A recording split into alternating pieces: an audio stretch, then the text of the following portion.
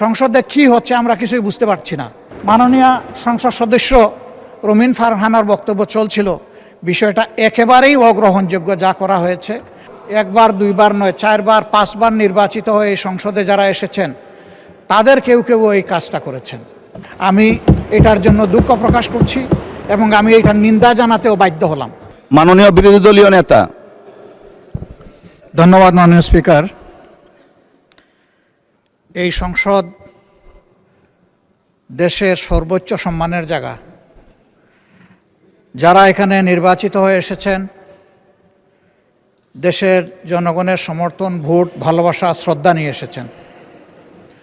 আমরা সকল সদস্যের প্রতি শ্রদ্ধা জানিয়ে বলবো, কোনো সংসদ সদস্য যখন দাঁড়িয়ে কোনো কথা বলবেন তা নিয়ন্ত্রণ অথবা তাকে এলাও করার একক এখতিয়ার হচ্ছে মাননীয় স্পিকারের।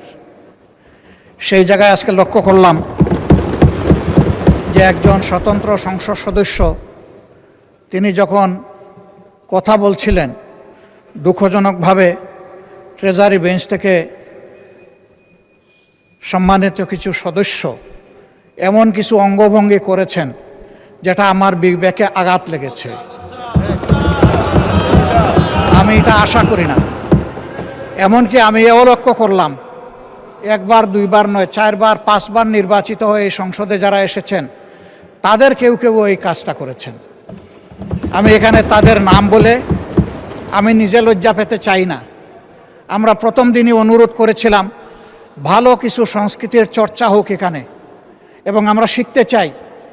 আমরা জাতিকে নিজে শিখব, জাতিকেও আমাদের সাথে উদ্বুদ্ধ করব।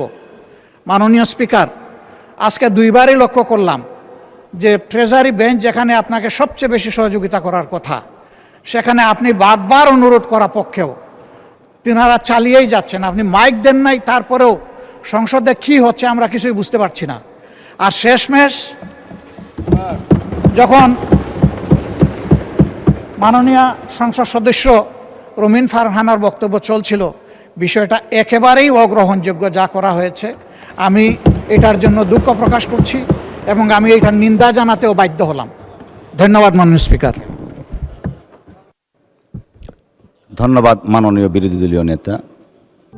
প্রবাসীদের জন্য নির্মাণ হচ্ছে দেশের প্রথম স্মার্ট সিটি, যেখানে থাকছে স্কুল, মসজিদ, হাসপাতাল, সুইমিং পুল, হেলিপ্যাড, পাঠাগার, জিম, সুপারমার্কেট, শিশু পার্ক সহ সকল নাগরিক সুবিধা। মাত্র 30 লাখ টাকা বিনিয়োগে মিলছে আকর্ষণীয় ফ্ল্যাট।